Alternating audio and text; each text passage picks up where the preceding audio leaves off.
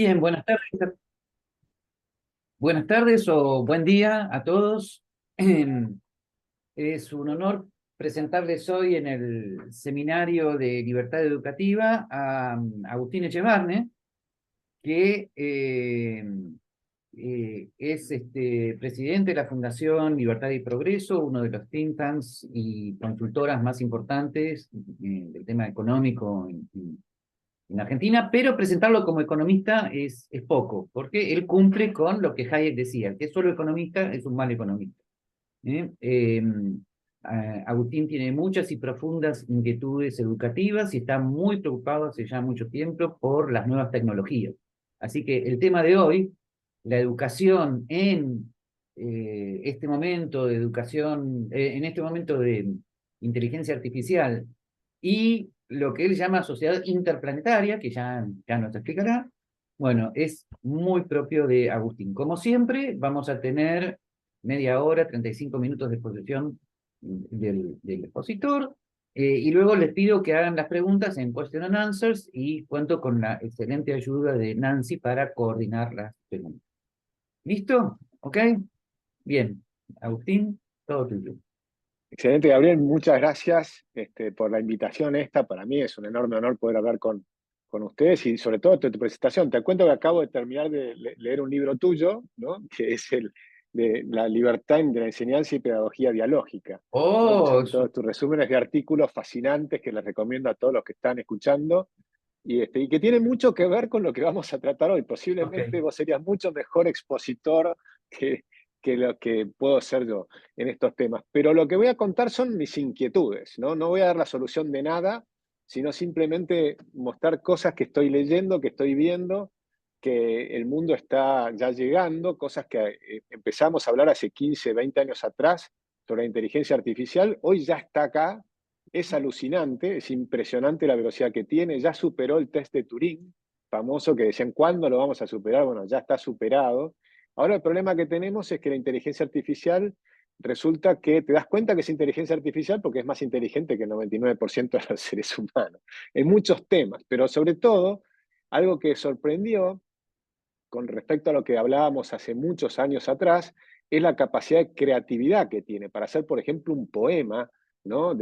Sobre Hume y Mises. Le pido, hacerme un poema sobre Hume y Mises, me hace una cosa horrible, pero si después le digo, pero hacelo con las reglas civilinas de Shakespeare, lo hace mejor, pero todavía tiene errores porque lo pone como antagónico. Si digo, no, pero léete este libro donde muestra la amistad entre Mises y Smith y todas las veces que se encontraron y se desencontraron y demás, y terminó haciendo un poema en inglés, por supuesto, infinitamente mejor de lo que yo podría hacer nunca.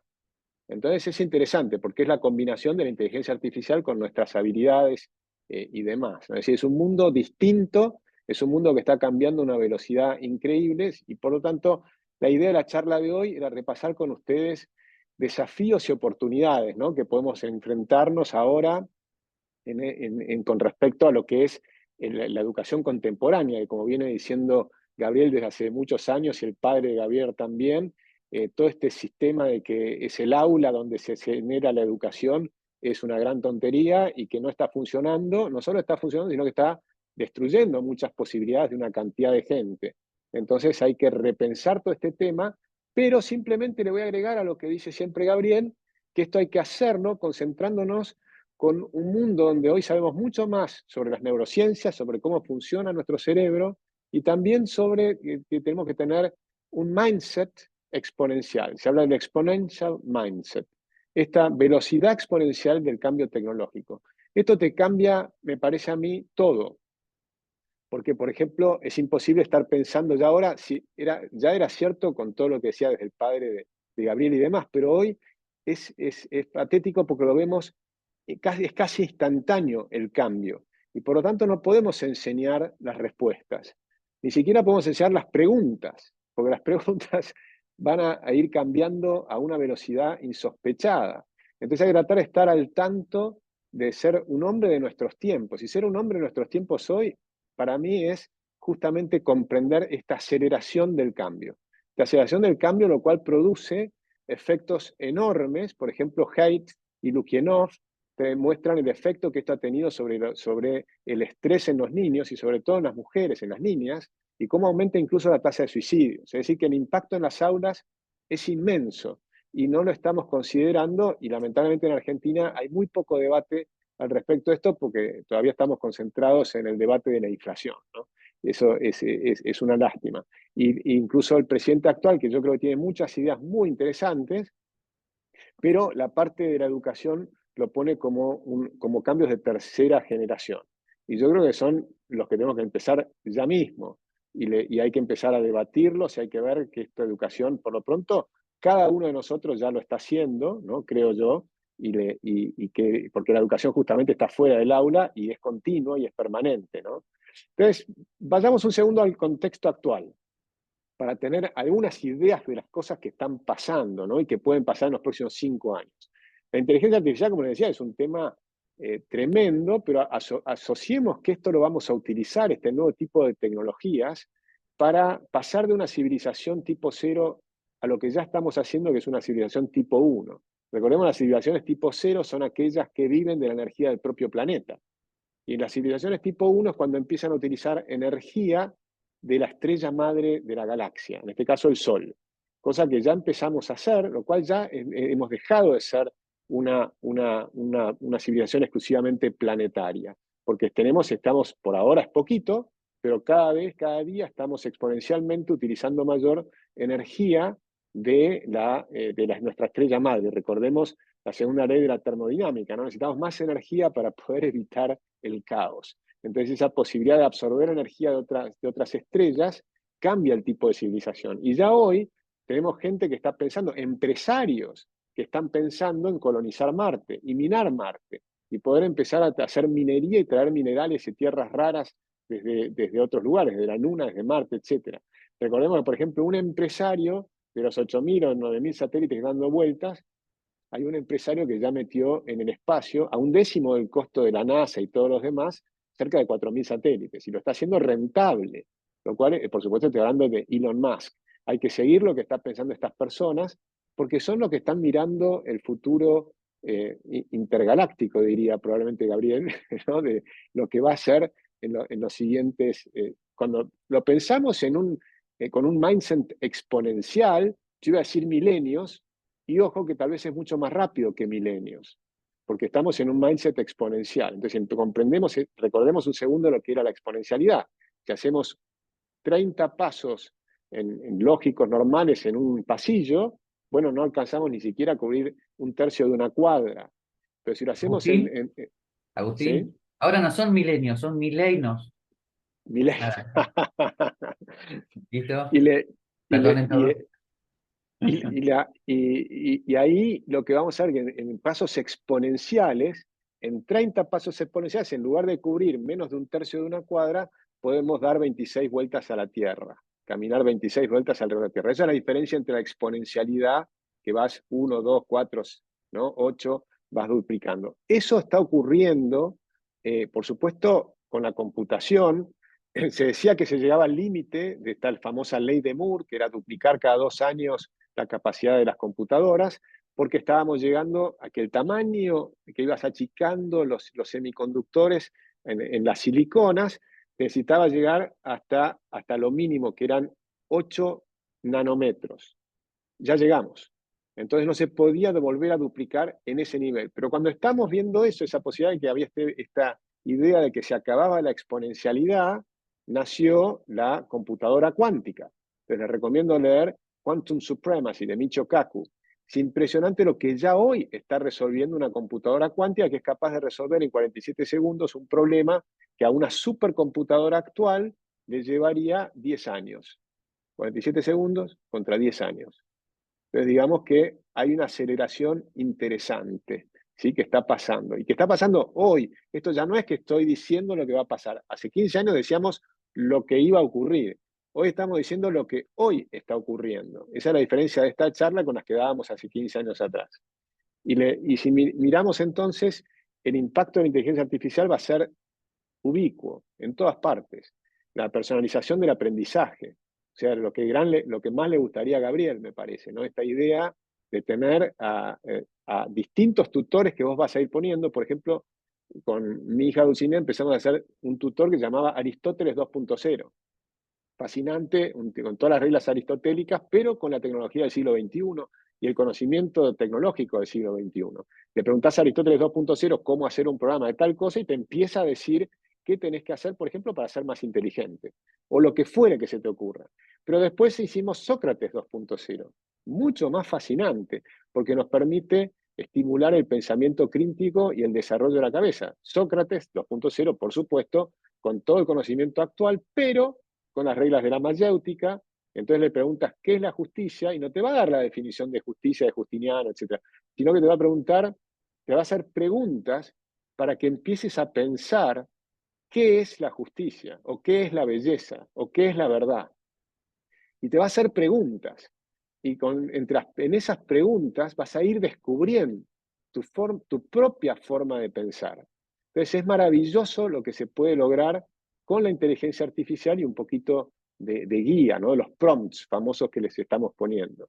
Bueno, pero por supuesto eso es en el aprendizaje, pero después en la automatización de tareas, que va a ser, que ya está siendo impresionante. Por ejemplo, en Twitter, Elon Musk despidió al 80% del personal. Digo, para tener una idea de las cosas que pueden ocurrir. Y empezás a tener desplazamiento de personal, desde ya va a ser un cambio notable para el Estado. O sea, toda la burocracia estatal debería ser reemplazada y meterla en sistemas y algoritmos que además no son corruptos ni corrompibles, ¿no? Bueno, no lo sé, capaz que sí, pero digamos, por ahora, por lo menos no tendrías un funcionario que puede tener la decisión de cajonearte un asunto, sino que simplemente ya lo está haciendo, por ejemplo, Estonia, que es el que está más avanzado en esta materia, es la utilización de los sistemas y la inteligencia artificial en un gobierno que cada vez tiene menor cantidad de gente y mayor cantidad de inteligencia artificial para resolver todos los asuntos que necesites de la burocracia, que por supuesto ojalá sean la menor cantidad de asuntos posible. Pero después está todo el tema del análisis de los datos. El análisis de los datos con las quantum computing va a ser alucinante, la cantidad de datos que van a tener las computadoras. Recuerden que tener información, estamos en la era de la infosfera, la era de la información. La velocidad de crecimiento del análisis de datos, porque se les están metiendo los 5 sentidos a las computadoras. Por ejemplo, ya se han hecho narices artificiales que son 200 veces más poderosas que las de un perro. Ustedes saben que un perro puede, por ejemplo, detectar hasta algunos tipos de cáncer simplemente por el olfato, porque nosotros desprendemos átomos, desprendemos células, desprendemos cosas en el aire y los perros las captan. Con estas narices artificiales son 200 veces más poderosas hoy. Aplíquenle la idea esta de la exponencialidad, imagínense lo que van a hacer los aeropuertos o cualquier lugar, un supermercado, lo que sea, con esas narices, la cantidad de información de la gente que van a tener. Lo mismo va a ocurrir con las cañerías. Cuando vos te bañás vas a dejar un montón de información genética que van a ser detectadas por las supercomputadoras. Todo esto te va a dar lo que se llama realmente el Big Data, esa inmensa cantidad de información que genera una inmensa cantidad de oportunidades y de problemas y de desafíos, por ejemplo, de la pérdida de privacidad. ¿Cuánta privacidad vamos a tener cuando sean ubicuos los autos autónomos con visión de 360 grados, ¿no? Y que están mirando toda la información que pasa, pero que además tienen la capacidad de pattern recognition, es decir, que van a saber lo que están viendo, van a poder interpretar lo que están viendo. No tal vez con una inteligencia humana, sino con una inteligencia artificial, capaz de analizar esa inmensa cantidad de datos. El mundo que viene es algo muy distinto de lo que estamos viendo hoy. Imaginemos el descifrado de, por ejemplo, lo que vamos a permitir con todos estos datos, la velocidad con que va a cambiar el descifrado y la modificación del ADN. Entonces acá empezamos a llegar a cosas que son tremendamente desafiantes, porque vamos a estar pensando en que con la supercomputación los avances van a facilitar la secuenciación rápida de las cuestiones genéticas, con lo cual vas a poder hacer, por ejemplo, terapias personalizadas con respecto al cáncer, pero para vos, para tu cáncer, para ese caso específico y para que ataques a la célula de cáncer y no al resto del cuerpo. de forma tal que no tengas esas quimioterapias que te están destrozando la vida y demás. Y va a haber avances en el sistema de salud que van a ser impresionantes y van a ser muy rápidos. Pero después vas a tener, por supuesto, para cantidad de temas que tiene que ver con curación de enfermedades y demás. Pero después si estuviéramos acá, o tal vez lo podemos hacer, si yo les pregunto, ¿quién de ustedes haría que para sus hijos les modifiquemos genéticamente para, digamos, para que no tengan posibilidad de tener cáncer? Y levantan la mano, y se me ocurre a mí que la gran mayoría va a decir sí. Yo querría que a mis hijos no tengan cáncer, entonces los modifico genéticamente. Ahora, si empezamos a modificar genéticamente a nuestros hijos, después la siguiente pregunta es, bueno, pero ¿los modificaría genéticamente para que tengan mayor mielina en el cerebro y mayor cantidad de conexiones neuronales? Por ejemplo, el doble. Y si tienes el doble de conexiones neuronales, empezás a tener una capacidad exponencial mental superior a la del ser humano actual, y entonces estamos creando un sapiens sapiens 2.0, pero que no tiene el mismo nivel de inteligencia nuestra, sino que va a tener un nivel de inteligencia muy superior, y no sabemos a dónde vamos porque no sabemos qué significa esa superioridad. Sabemos que va a ser superior porque va a tener una inmensa cantidad mayor de conexiones neuronales. Ahora, ¿qué significa eso? ¿Cómo se aplica? ¿Qué hay detrás de eso? ¿Existe el espíritu? ¿Qué pasa con todo eso? Bueno, ahí hay una cantidad de preguntas filosóficas que estamos cambiando. Lo que parecería claro es que además estamos dejando de ser lo último en la escala, digamos, genética, ¿no? Estamos diciendo, bueno, de los invertebrados o los animales unicelulares a los más inteligentes, y nosotros estamos al final de la escala. Bueno, tal vez dejamos de estar al final de la escala. Tal vez hay una escala superior. Tal vez ya existe porque hay non-human intelligence, ¿no? Y tenemos otras en otros lugares Pero eso va a ocurrir ya no solo en otros planetas, sino en el propio planeta Tierra. Y eso nos va a generar todo un tema de humildad, de cuál es nuestro lugar en la Tierra, todas las preguntas filosóficas, ¿para qué estamos acá? Bueno, empieza a haber problemas sumamente grandes. A esto agreguémosle la robótica, y entonces vamos a entender que vamos a tener humanoides al lado nuestro, probablemente como en la película de Blade Runner, que nos va a costar distinguir cuál es el ser humano de un humanoide. Entonces, bueno, ese tipo de cosas van a ocurrir a la generación de los que nos están escuchando, ¿no? O sea, porque va a ser muy rápido, va a ser en los próximos 10 años lo que estoy hablando. No estoy hablando de muchísimos años al futuro, sino que esto es muy rápido. Entonces, ¿qué pasa con la educación? Bueno, acá viene el tema, porque por supuesto va a haber medicina personalizada, va a haber regeneración de tejidos, va a haber educación en temas de salud, cantidad de cosas. Tenemos que agregarle los cambios en los materiales, porque acá se me va acabando el tiempo, tenemos muchos más temas para conversar y yo quería entrar de lleno en el tema de la educación, pero piensen simplemente los titulares, ¿no? Los materiales avanzados, lo que van a ser los cambios en medicina, en energía. Por ejemplo, yo les digo a mis alumnos en la facultad, les muestro un celular y la pregunta que le tengo que hacer en el examen ya no va a ser qué dijo fulano, qué dijo mengano. Primero, habría que ver si realmente la pregunta es hacer examen, porque ya no tiene más sentido el concepto de exámenes, sino de pensar en conjunto. Pero, por ejemplo, les puedo decir, bueno, miren este celular, ¿por qué destruye el PBI? Entonces explíquenme por qué destruye el PBI, o piénsenlo, ¿destruye el PBI? Y si destruye el PBI el celular, entonces, ¿qué estamos diciendo cuando medimos el PBI? ¿Qué es lo que estamos midiendo? ¿Qué medimos cuando medimos la productividad? ¿Y por qué digo que destruye el PBI? Porque el PBI es la suma de los bienes y servicios que se producen durante un año en un país. Pero ¿cómo los medimos? Los medimos en plata, en cantidad de dinero. Para medir pera con manzanas, lo multiplicás por el precio. Pero si el celular te genera que toda una cantidad de productos enorme pasan a ser bits de información con costo marginal cero y precio cero, entonces P por Q. Las cantidades pueden ser enormes, los multiplico por cero, el precio es cero. Entonces, cuando lo sumo en el PBI, se redujo a cero. Entonces, hoy lo que son las filmadoras, las cámaras fotográficas, los cines, cantidad de cosas tienen precio cero. Entonces, he multiplicado la riqueza y achicado el PBI. ¿Sí? Eso es lo que está. Entonces, ¿cómo mido la productividad? Si la productividad era la cantidad de productos, pero medida en precios, en pesos, o en dólares, mejor dicho, los pesos tampoco, pero los pesos se deshacen por otro motivo. Pero digamos, los dólares también, o sea, pero bueno, digamos, lo interesante es que hay que comprender que los economistas no están viendo lo que está pasando. Y de hecho tenemos que dejar de hablar de economía, porque se viene la superabundancia, y volver a Hayek y Mises y hablar de las catalactics, que es la ciencia del intercambio. Entonces fíjense cómo empieza, porque el intercambio sí involucra todo esto. Y es el intercambio de información en este caso, a precio cero.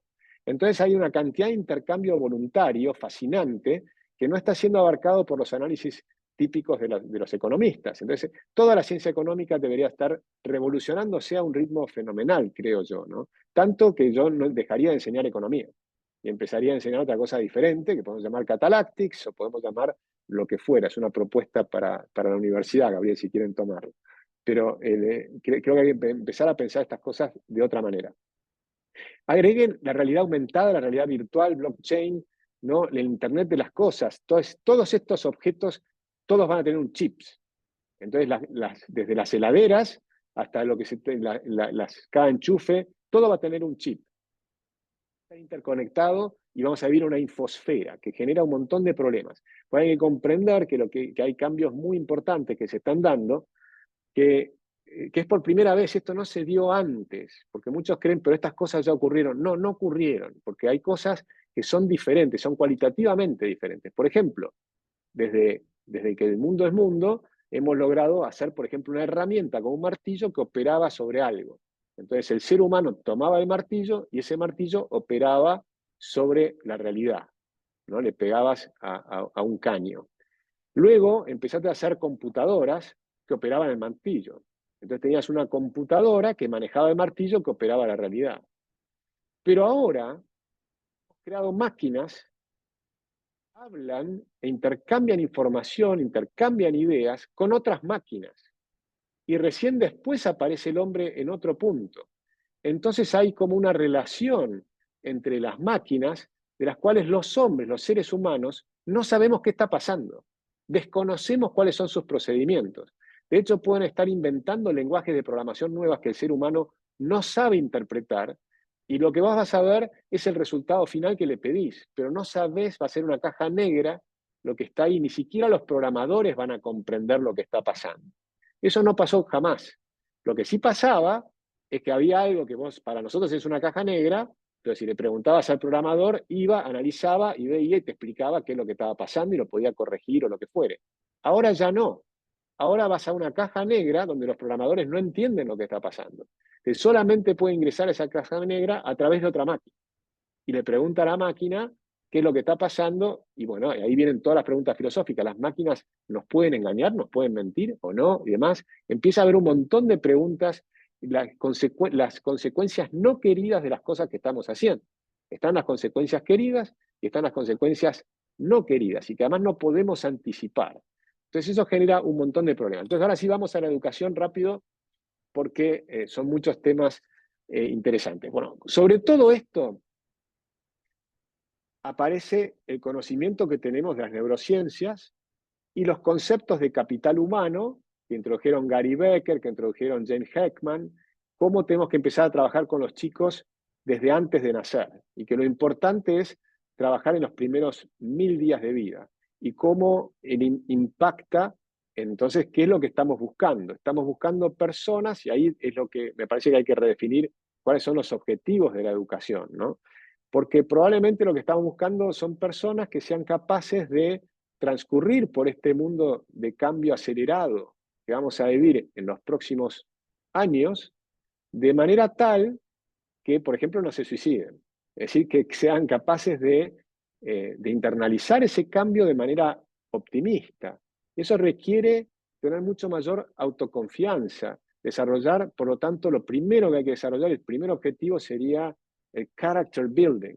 Es decir, que básicamente es volver a Confucio, a Lao Tse, a los grandes clásicos, ¿no? Lo que te interesa en la educación es desarrollar el carácter, es volver a entender las cosas más importantes, pero que tal vez se dejaron de lado. Que lo importante de la educación era primero tener una gran autoestima, un buen autocontrol, tener capacidad de resiliencia. Hoy hablan del grit, ¿no? Esa capacidad de determinación y la pasión por metas a largo plazo. Descubrir cuál es el purpose, cuál es el propósito, ¿no?, que tenemos, para qué estamos acá.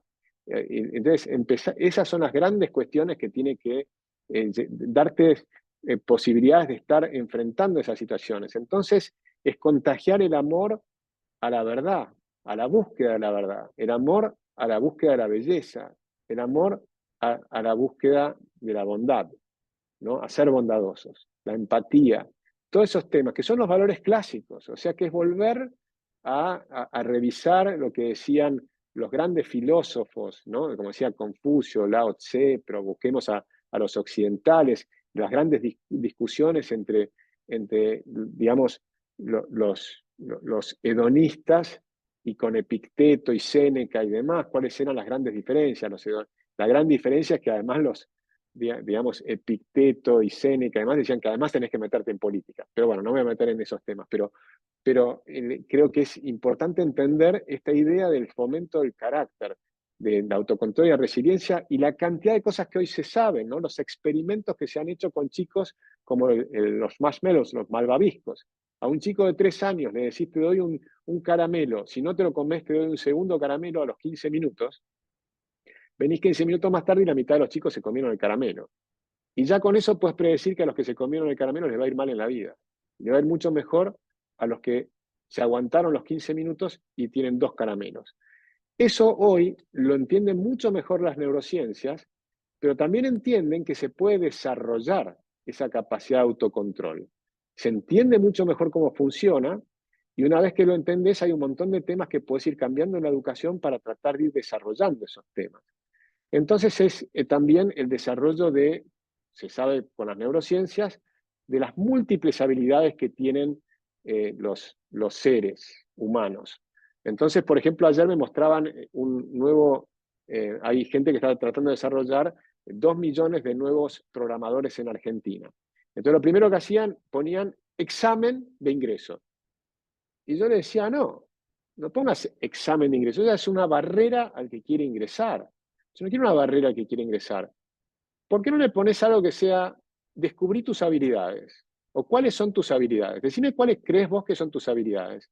Y una segunda etapa puede ser descubrir tus habilidades. Una tercera etapa puede ser desarrollar tus habilidades. Pero no son un examen de ingreso, ¿no? Que me parece una cosa bastante horrible para cuando estás tratando de generar el desarrollo del pensamiento, ¿no? Y voy avanzando un segundo para ir cerrando y entrar en las preguntas y respuestas o comentarios que seguramente son mucho más interesantes. Pero entender este concepto de que hay habilidades múltiples, que no hay una sola forma de pensar, que hay habilidades duras, técnicas, hay habilidades matemáticas, pero también hay habilidades blandas que probablemente para el futuro sean mucho más importantes, como la creatividad, el pensamiento crítico, la empatía. Y si hay diferencias entre el cerebro del hombre y la mujer, que yo creo que las hay, pero se pueden mejorar, les aclaro que el cerebro de la mujer probablemente está mucho mejor adaptado para lo que se viene que el cerebro de los hombres, ¿no? Y eso es un tema para debatir también, pero tiene más desarrollado el cuerpo calloso y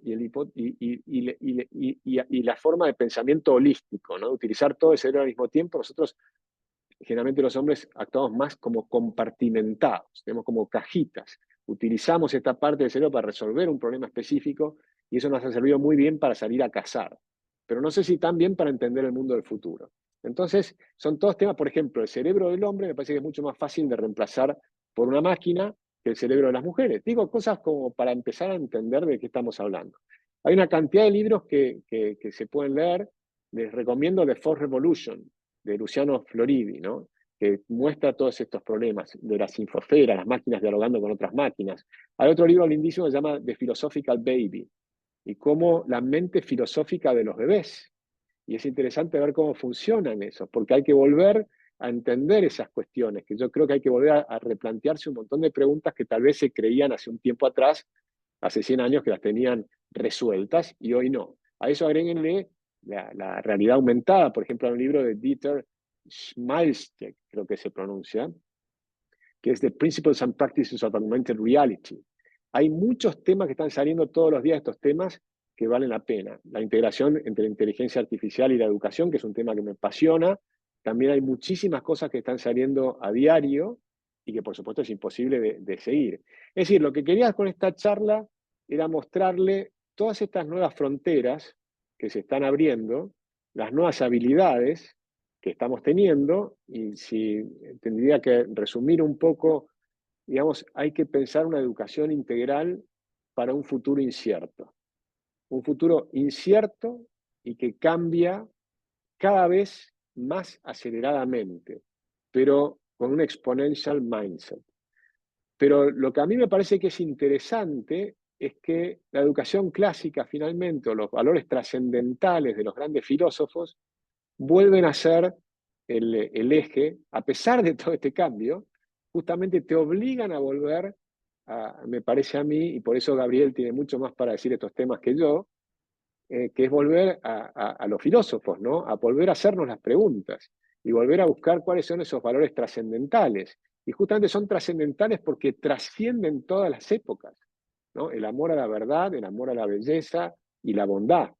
Y con eso creo que podemos empezar a tener, a poder después armar cursos de ética y de filosofía para abordar estos temas que van a ocurrir, las implicancias de la colonización espacial, la posibilidad de tener non-human intelligence, o sea, tener contactos con non-human intelligence. No sé si ya los tenemos, algunos dicen que ya existen y que por ahí mucho de lo que está pasando tiene que ver con que hay, algo de eso ya existe, ¿no? Pero bueno, no sé.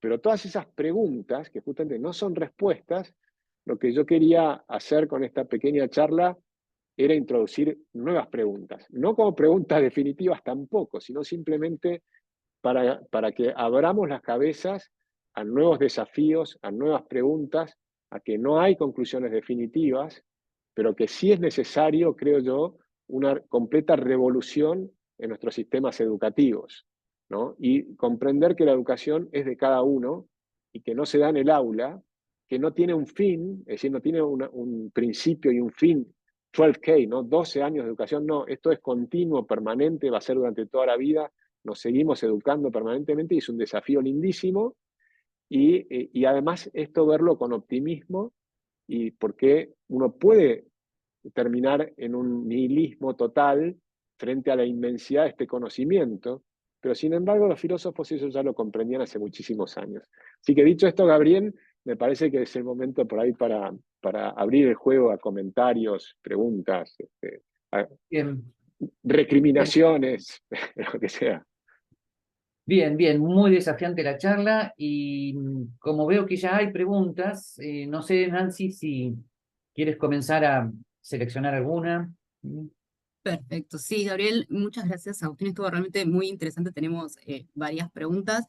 Con esta cuestión de la educación, ¿cree que la inteligencia artificial y la filosofía deberían ingresarse desde la primaria, secundaria, como modo de vida? ¿Cómo podríamos vincularlo en ese sentido, algo más curricular a la educación? Bueno, yo creo que no tendría, yo diciendo un poco esa idea de que tiene que haber una currícula educativa, ¿no? Pero todas estas cosas tienen que estar, te diría, desde antes, tienen que estar desde el jardín de infantes. O sea, en realidad desde que nacemos estamos con esas preguntas. Por eso el libro de Philosophical Baby te muestra que los chicos ya están con estas preguntas de entrada. De hecho, cuando vos hablas con chicos de jardín de infantes, las preguntas son fascinantes que te pueden hacer los chicos. Te pueden decir, ¿por qué el pasto es verde? Guápate. Es una flor de pregunta. Probablemente la respuesta es, no lo sé, investiguemos juntos, ¿no? Y entonces empezás a investigar el tema. ¿O por qué vemos el cielo celeste si el espacio está vacío? Bueno, son preguntas fascinantes que te pueden hacer los chicos y que ellos ya tienen, porque en el fondo es la curiosidad. Y los chicos son curiosos por naturaleza. Entonces ahí ya está. Es decir, que sí, yo creo que tiene que estar, por supuesto, yo creo que hay que desarmar la currícula en el sentido de que pueda haber sugerencias, pero que además tienen que ser sugerencias que cada persona va a ir cambiándolo y como va a ser una educación personalizada, porque te lo va a permitir la inteligencia artificial, cambia el rol de los maestros o vuelve a ser el rol de los maestros el original, que es acompañar, ¿no? Educación de Dussel tiene como dos vertientes etimológicas. Una que habla como que tiene que ver con alimentar. Entonces era esa idea de la tabula rasa que tenés que escribir y que básicamente se puede emparentar con el adoctrinamiento o el indoctrination, ¿no? De los chicos, que puede ser para indoctrinar en una religión, en las costumbres, en lo que quieras. Y la otra manera, que es la linda, que me parece a mí que tiene la etimología de la palabra educación, deducere, es que es el que acompaña, el que guía, pero el que camina es cada chico, cada joven, ¿no? Y el tutor simplemente acompaña, estimula, cuida, en el sentido del cuidado emocional de los chicos, ¿no? Es decir, tiene mucho rol de psicólogo en alguna parte, es decir, pero no es el que da los contenidos, ni siquiera es el que tiene que fijar, a mi juicio, la currícula de cuál es la mejor manera de ir llevando adelante o ir absorbiendo contenidos, porque eso, la oferta de aprendizaje de contenidos online va a ser infinita. Infinita en el sentido que va a ser mucho más grande el que podemos absorber. Y vas a tener la capacidad de llegar al mejor maestro. Si quieres aprender economía, vas a poder hablar directamente con Milton Friedman. Entonces vas a hacer un tutor que con el prompt le vas a decir que sea Milton Friedman. Y entonces le vas a preguntar a Milton Friedman, vas a hacer otro tutor que sea un tutor de economía keynesiana y otro que sea de economía marxista. Entonces vas a tener los tres tutores y le vas a preguntar a los tres, por ejemplo. Y después vas a buscar tus propias ideas. Es decir, no sé, va a haber muchas cosas interesantes para hacer, pero sí, desde Es más un temprano. acompañamiento para fomentar la individualidad y el conocimiento de cada uno. Tomando esto como camino, una de las preguntas entonces es más, ¿dónde estaría, si sigue teniendo sentido evaluar el conocimiento o sería algo en este más propio? Evaluar el conocimiento puede tener sentido, pero no en los sistemas actuales digamos, sí probablemente para poder construir un edificio que no se te caiga abajo, tal vez que tenés que demostrar que sos capaz de hacerlo y que haya algún tipo de test fuera de la universidad para poder aplicarlo, o no sé, o dentro de la universidad o de diferentes universidades, pero tiene que ser en todo caso múltiples. Hay una enorme cantidad de temas que se pueden hacer sin exámenes. Por ejemplo, matemáticas. Por supuesto, tenés que tener conocimientos matemáticos, pero a veces es a través de juegos. Y como los juegos de Internet que no tienen examen, pero para pasar al nivel 2 tenés que haber superado el nivel 1. Lo puedes jugar todas las veces que quieras. Y algunos chicos van a ir más rápido, otros van a ir más lento. Y lo que sí vas a saber es en qué nivel estás. Porque simplemente como estás jugando en ese nivel, ya sabes que estás en ese nivel. Y si quisiste subir a un nivel superior, tenés que haber superado el nivel 2 o el nivel 3. Es decir, no puedes aprender a dividir y multiplicar si no aprendiste a sumar y restar. Pero tenés que aprender a sumar y restar 100%, no como ahora que te dicen, bueno, tenés que pegar el 70%, te equivocaste el 30% de las veces en sumar y restar, y te pusieron un 7, es espantoso. No sabes sumar y restar. Por la suma y la resta tiene que funcionar bien siempre. Y si no, con los cohetes que mandás a la luna no van a llegar. ¿Viste? Entonces, tenés que superar el 100% de ciertos niveles para llegar a los siguientes. Pero va a haber múltiples formas diferentes de evaluaciones. O puede ser simplemente una conversación con Gabriel Zanotti. Y Gabriel Zanotti dice, sí, no, yo te recomiendo a esta persona, va a ser buenísima para tu empresa, qué sé yo. Sí, puede haber muchas formas diferentes de hacerlo. Y esto tal vez podría ser una manera de sortear estos temas éticos que plantea la inteligencia artificial en la educación, que por ahí tenemos ahora con el ChatGPT o todo, con este tema de copiarse, porque serían otra manera de tomar un examen. Totalmente. Yo de los exámenes me voy a saber mucho más conversaciones o proyectos específicos. Y después, si vos usás la inteligencia artificial, ¿cómo no te voy a permitir usar la inteligencia artificial si es lo que vas a tener todos los días? Y es más, dentro de muy poco tiempo, algunos lo van a tener directamente conectado en el cerebro, con el Neuralink. Entonces, no tiene sentido evitar eso. Lo que tiene sentido es, y tal vez a algunos profesores les puede complicar la vida si están muy esquematizados con el esquema antiguo de educación, pero la verdad es que no tiene sentido. Por ejemplo, a mí me divertiría, si son chicos jóvenes, hagan una huerta. Usa una inteligencia, haz todo lo que quieras, vos mostrame la huerta, yo quiero ver los tomates. Entonces, cuando me muestres los tomates, ya vas a haber hecho un montón de cosas y vas a haber aprendido un montón de cosas, ¿no? Y me vas a haber mostrado que creaste riqueza. O te puedo preguntar, bueno, ¿cómo hago para, y en la práctica, ¿no? Yo te doy hoy a un chico de escuela primaria, te doy 10.000 pesos para que compres algo en el supermercado y que mañana me devuelvas 40.000 pesos en productos. Multiplica por 4 en una noche. Bueno, usar la inteligencia artificial, usa todo lo que quieras, pero mañana yo quiero que me des el equivalente a 40.000 pesos. Yo te doy 10.000 hoy. ¿Lo puedes hacer? Sí, lo puedes hacer. La respuesta es que sí. Bueno, ¿cómo la hagan? Si se están preguntando cómo, bueno, usen la inteligencia artificial, pregunten y averigüen y van a ver que es posible. Pueden ir hoy al supermercado y mañana tener productos que valen 4 veces más con 5 minutos de trabajo. No, totalmente, pero esto implica un cambio no solo en todas las generaciones, o sea, no solo en las que van creciendo ahora y tal vez ya asumiéndolo como algo natural, sino en los que en este momento son profesores. Entonces, por ahí puede haber una resistencia general. Bueno, por supuesto existe la resistencia al cambio. Y lo que pasa es que el cambio va a ser tan rápido, o está siendo tan rápido, no lo queremos ver muchas veces.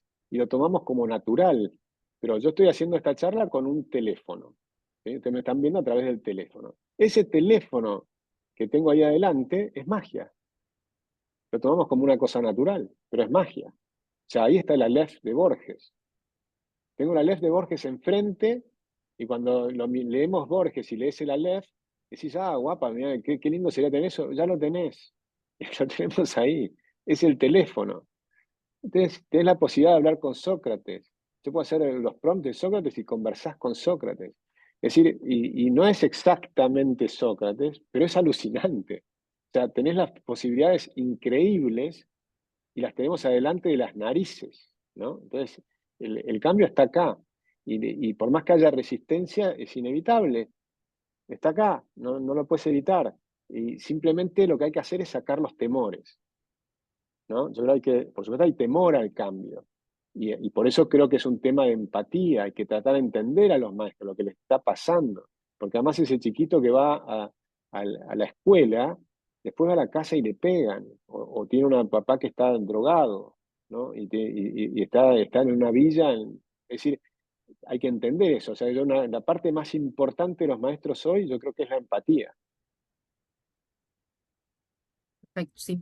En ese sentido, cree que desde ahí, ay, perdón, Gabriel, ya una preguntita más y si querés hacemos un cambio. ¿Cómo podría avanzarse en nuestro país, hacerlo un poco más personal en ese sentido en Argentina para poder implementar estos cambios? Bueno, yo les puedo contar lo que estamos haciendo en la fundación. Estamos ayudando al padre Manrique en José Cepaz, donde tiene 258 chicos que están en barrios marginales, uno de los cuales es muy duro, muy duro. Calles de barro, narcomenudeo a full, ¿viste? Muchos de los padres con la cabeza quemada, de las madres, los padres a veces ni sabés quiénes son. Bueno, con esos chiquitos estamos trabajando con una ONG que hace neurociencias de Abu Dhabi, que les van a hacer un perfil neurológico a los niños, a los padres y a los maestros. Y entonces la idea es hacer tareas de bajo costo y alto impacto. 2 meses de trabajo y después medimos el impacto que van a tener. Entonces, por ejemplo, en Guatemala, una ONG se le ocurrió que la mejor manera de estimular a los chicos era, ¿vieron cómo en Guatemala las mujeres los tienen en la espalda? Que los tienen enrollados en la espalda. Pues esos chicos que están ahí en la espalda, es espantoso lo que les está pasando. Solamente con bajarlos se les multiplican las neuronas.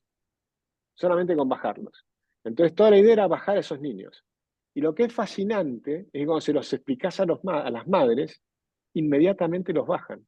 No tienen resistencia. Pues las madres quieren lo mejor para sus hijos. Cuando les explicás que ahí arriba no se les desarrolla el cerebro, no quieren tener chicos tontos. Y si se quedan ahí arriba son tontos. Si los bajás, inmediatamente se empieza a producir una cantidad de conexiones neuronales porque están desarrollando la inteligencia espacial. Pero a medida que desarrollan la inteligencia espacial, por ahí meten un dedo en el enchufe y la mamá le va a gritar, no te metas. O sea que la mamá va a estar conectada con el hijo de una manera que antes no estaba. Lo tenía ahí arriba seguro. Ahora lo tenés abajo tomando riesgos. Y esos riesgos es aprendizaje permanente. Estás multiplicando las conexiones neuronales y el premio Nobel que trajimos hace 10 días a la Argentina, que es James Heckman, tiene el libro donde muestra que unos trabajos que hicieron en Jamaica, si las mamás le hablan 500 palabras por día a sus hijos, los hijos tienen pocas conexiones neuronales. Si le hablan 2000 palabras, tienen mucho más conexiones neuronales. Entonces vos estás desarrollando el cerebro de los chicos. Pero lo fascinante, cuando se los explicás a las mamás empiezan a jugar con los chicos. Pues se dan cuenta que les están desarrollando el cerebro. Nada más importante que pueden hacer. Te van a decir, no, yo quiero ir a trabajar. ¿Qué vas a ir a trabajar? Tenés un hijo. ¿Estás cargando? ¿Estás desarrollando el cerebro de tu hijo y vas a ir a trabajar? ¿Lo vas a dejar 8 horas con otra persona? Es absurdo. Ahí empezás a entender que el impacto que tiene empezar a entender lo que está ocurriendo en nuestros cerebros es fundamental. O sea, es absurdo que una mamá vaya a trabajar y deje a su hija con una persona que no lo va a estimular, porque está perdiendo lo más importante que tiene que hacer en su vida. Perdón, yo quiero interrumpir esto fascinante, porque es fascinante en cuanto al futuro, el presente que ya está. eh, para decirlo directamente, lo que ocurre es que estás muy optimista. Hay un ámbito de esto, del cual me gustaría saber tu opinión, que es, y que ya está ocurriendo, que es el control que los estados pueden tener con el tema de la información, es infinitamente superior a cualquier autoritarismo anterior. Lo que ya sucede en los Estados Unidos con la colusión entre el gobierno federal y las Big Tech, lo que sucede en el Partido Comunista Chino, o sea, y ahí parece ser un arma de doble filo todo esto. ¿Tenés alguna opinión sobre esto, alguna perspectiva que pueda refutar mi preocupación? De ninguna manera la puedo refutar, la puedo reafirmar. O sea, creo hay un libro que le pueden leer que se llama Privacy is Power. Estamos perdiendo la privacidad. Y al perder la privacidad, perdés el poder sobre vos mismo. Eso es gravísimo, por supuesto. Por eso decía que esto tiene oportunidades y tiene desafíos. Y los desafíos son inmensos y es una gran batalla. Es una gran batalla entre blockchain e inteligencia artificial. La inteligencia artificial puede ir en camino contrario, el blockchain puede ir en camino favorable, ¿no? Y también entre los transformers y demás. Hay una cantidad de debates que se están dando y hay algunos que pretenden imponer reglas desde los estados, o sea, reglas coercitivas para el desarrollo de la inteligencia artificial, para poner una cierta ética que en el momento actual el político de turno cree que la tiene.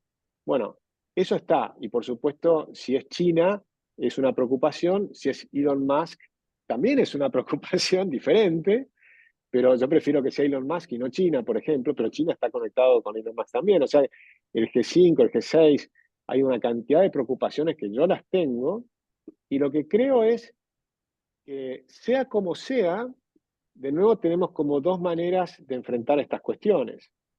Una es amargarnos, ¿no? Y verlos como las cosas negativas.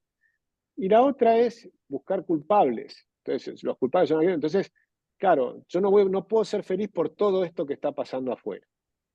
Y, y en cambio, yo prefiero estar alertas con todas esas cosas que están pasando, pero dentro de lo que puedo hacer, trabajar en mejorarme a mí mismo, ¿no? Y mejorarme a mí mismo en todas estas cuestiones. Por ejemplo, una cosa que no hablé, pero que yo creo que es esencial para la educación, eh, es el desarrollo de la capacidad de contemplación, de meditación, de introspección, ¿no? Que después te va a permitir desarrollar la empatía y la resiliencia frente a todos estos problemas.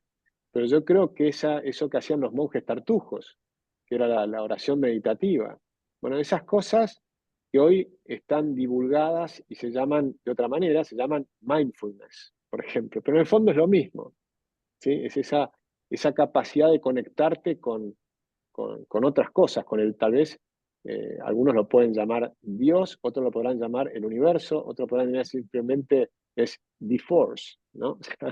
y, le, y creo que hay algo de eso, ¿no? Esa interconexión entre todas las partículas del planeta que algunos creen que es la teoría de las cuerdas, por ejemplo, ¿no? Y ahora, cuando vas a la física cuántica y el entanglement y ver cómo están todas estas partículas interrelacionadas y las posibilidades de multiversos, con todas esas cosas, yo creo que las tenemos que ir de alguna manera desarrollando, pero que tiene mucho que ver con lo que hacían los monjes budistas, ¿no? O sea, creo que todas estas cosas se tienen que incorporar en la enseñanza. Agustín, en la Argentina hay ya multiversos Bueno, listo. ¿Cómo es que Nancy, por estoy? Yo favor, soy parte de eso en este momento, ¿no? Nancy, Claramente. retorna a la seriedad, borrame del mapa. El problema está perfecto. Vamos tal vez a meternos un poquito con este último tema que hablaba, por ejemplo, de una cuestión privada como era Elon Musk y China, una cuestión más pública. ¿Cree que la inteligencia artificial debe ser regulada por el Estado, por todos los estados? Yo creo que va a intentar ser regulada por todos los estados. Y al mismo tiempo va a haber gente que va a seguir desarrollándola sin control. O sea, va a ser, y posiblemente en Argentina. O sea, que va a haber, vas a tener un presidente libertario en Argentina y que pueda haber un desarrollo de inteligencia artificial fenomenal. Si no es en Argentina, va a ser en otro lugar. Pero lo que vas a necesitar es, lo que sí vas a tener un límite para la inteligencia artificial, que es la absorción de energía. Por ejemplo, hoy la inteligencia artificial ya hoy aparentemente está absorbiendo cerca del 1,5% de la energía del planeta. Es una inmensidad loquísima. Bueno, se estima que en 10 años eso puede llegar a ser el 8,5% de la energía del planeta.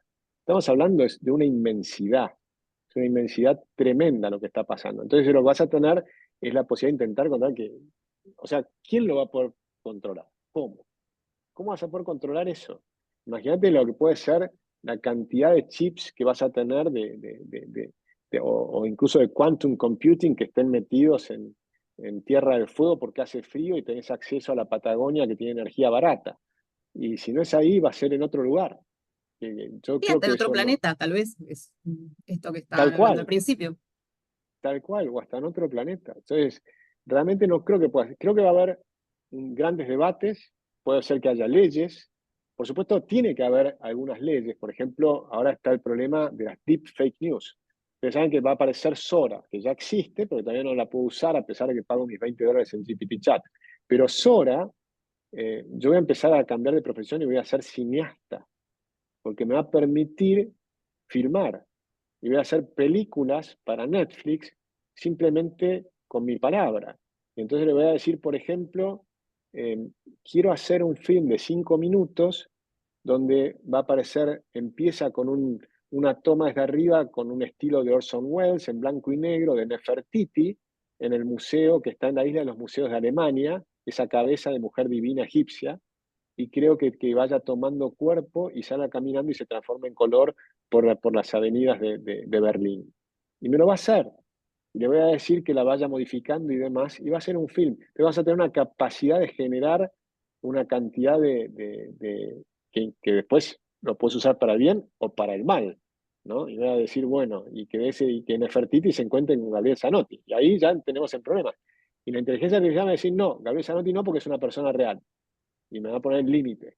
Ese límite que me va a poner para que no le genere un problema con la mujer a Gabriel, lo vamos a tener y va a ser legal. O sea, las leyes lo van a tener. Pero los desarrollos de la inteligencia artificial yo creo que son incontrolables. En este sentido, en el desarrollo de la inteligencia artificial, porque la inteligencia artificial va aprendiendo cada vez que va haciendo algo, ¿cómo podemos hacer para que no tome los sesgos de lo que va aprendiendo que es humano? Bueno, eso es algo que permanentemente tenemos que ir haciendo. Por ejemplo, el GPT Chat era woke. ¿Por qué? Porque es un conjunto de probabilidades bayesianas combinadas, ¿no? Entonces, sale, ve 1.000 millones de páginas web y vuelve y te produce una frase o un concepto. Pero eso que hizo fue ir a 1.000 millones de personas, de los cuales 9 décimos son de izquierdas, los profesores de ciencias sociales en Estados Unidos, por ejemplo. Esto lo dice Haidt, no lo digo yo, ¿no? O sea, ellos midieron, ahí 9 décimos son de izquierda. Por lo tanto, hay un sesgo de izquierda. Ahora, ¿cómo neutralizo ese sesgo de izquierda? Bueno, le pongo prompts para decir, yo quiero conversar con Thomas Sowell. Y entonces le pongo, o con Javier Milei, yo hice un prompt para Javier Milei. Entonces le pongo todos los libros que le gustan a Javier, toda la escuela austríaca, ¿no? Le agrego Gabriel Zanotti, le agrego todos los libros de la escuela, digamos, de Chicago, y hago un profesor de economía austríaca y le hago preguntas a eso. Entonces ahí me filtró, me va a responder de qué manera responderían esas personas. Entonces le pones filtros para poder empezar a evitar esos sesgos, pero sabiendo que la inteligencia artificial tiene el sesgo de la mayoría, lo cual es un pésimo sesgo. ¿Sí? Bien. O que a veces va buscando respuestas sobre cosas que no, que hay muchas respuestas que son mentiras, entonces también tenemos que hacer que la inteligencia artificial después no nos devuelva algo que no es verdad, o tener la inteligencia propia de después poder chequearlo. Exactamente, y va a ser de mil modos complejos y por supuesto, de nuevo, yo no tengo las respuestas, tengo las preguntas y las respuestas las tenemos que ir desarrollando cada uno, también en conjunto, por supuesto, y este tipo de charlas es para tratar de estimular el pensamiento, pero no busquen respuestas definitivas, no las hay. Yo no creo que existan esas respuestas definitivas. Bien. Nos comenta una persona que la Unión Europea es el único bloque regional en que está intentando regular actualmente la inteligencia artificial. ¿Tiene algún comentario sobre esto? ¿Sabe de esta actualización? Sí, sé que también lo están tratando de hacer en Estados Unidos. Los propios que estaban metiéndose en estas cosas, como Elon Musk y demás, pidieron que se regule. En un momento dijeron, frenemos los 6 meses, Sí. pero no lo pudieron frenar 6 meses. Es infrenable. O sea, porque además, suponte que lo frenen los europeos y los americanos. ¿Los chinos lo van a frenar? Y si los chinos no lo frenan, ¿vos querés que lo frenen los americanos y los europeos? Y yo la verdad que no. O sea, me daría mucho más terror, ¿viste? Que lo estén haciendo, porque además lo van a seguir haciendo igual, simplemente no te lo van a contar. Fíjense que la gran pelea que hay de Elon Musk con OpenAI, fíjense el nombre, OpenAI, era Open Artificial Intelligence. ¿Por qué está la pelea? Porque dejó de ser open source. La idea era que fuera open source, que todos pudieran ver lo que estabas haciendo. Y eso es un problemón. A mí me fascinaba la idea del Open AI. Ahora se quedaron con el nombre, pero dejó de ser open source. Y eso me parece que es preocupante. Una de las cosas que podríamos pedir es que alguien vuelva a tener esos sistemas de open source de la inteligencia artificial. Lo que sí te están dando es la posibilidad de utilizarlos para generar otras cosas. Pero, por ejemplo, la inteligencia artificial me dice que no guarda mi información. Y es mentira. Claro que guardan información. O sea que te mienten. ¿Sí? Y de hecho, ahora en el propio sitio, de OpenAI, que me decía cuando yo le preguntaba que no guardaba mi información, están todas mis conversaciones previas. Y yo las puedo buscar. Entonces las busco y las vuelvo a alimentar a la inteligencia artificial para decir, pero vos las tenés, están acá, pum, entonces las vuelvo a poner. Pero, pero ellos hacen que te presentan de tal modo que no guardan información porque no hay nadie que sepa más de mí, ni siquiera yo mismo, que hoy la inteligencia artificial. Si yo hablo todos los días con la inteligencia artificial. Pero además esa inteligencia artificial habla con otros 1.000 millones de personas. Entonces sabe lo que están haciendo. Es más, ya hace rato, estoy hablando de hace una década, que en estos temas exponenciales es muchísimo tiempo, Facebook podía predecir cuándo una persona se iba a separar antes de que la persona se decida. Y mostraba determinados anuncios que iban hacia esos lados. Bueno, lo mismo que pasa que ahora cuando uno dice, pensé algo, Instagram me lo muestra para comprar. ¿De dónde es que salió Totalmente. esa información? Esos algoritmos. Pero además, como sabe lo que ha pasado con un montón de gente, pero además tiene una ventaja, que no solo sabe lo que pensás vos, o lo que estás viendo vos, lo que estás mirando y va deduciendo tus pensamientos, sino también de tu mujer, de tu potencial amante, de no sé qué sé cuánto. Entonces, tiene demasiada información que vos no tenés. Totalmente. Gabriel, ¿quieres Bien. continuar con alguna pregunta? Sí, ya por ahí vamos medio englobando y cerrando, así mantenemos el horario de la gente. No. La pregunta central que yo quería hacer ya la hice, que es una preocupación que compartimos todos. Y bien, es una pregunta abierta. Y por lo demás, agradecerle a Agustín este panorama que nos está presentando lo que está sucediendo y hay un futuro abierto y que mejor todos nos preparemos. Y sobre todo el desafío para las instituciones universitarias, cómo nos tenemos que reacomodar a esta nueva situación o de lo contrario nos va a pasar por encima como ya está sucediendo. Así que bueno, un enorme agradecimiento a Agustín y bien, y los esperamos en el próximo seminario. ¿Algún aviso parroquial, Nancy? No, que decir, bueno, muchas gracias, Agustín, ha sido realmente muy interesante. Y en esta cuestión de mantener los datos, les recuerdo que este seminario queda grabado en YouTube y ya desde la próxima semana pueden verlos y todos acceder a esta información. Bien. Buenísimo. Muchas gracias, un gustazo enorme charlar con ustedes. Bueno, Gracias, muchas gracias Agustín. a todos y nos vemos el próximo mes en el próximo seminario. Adiós.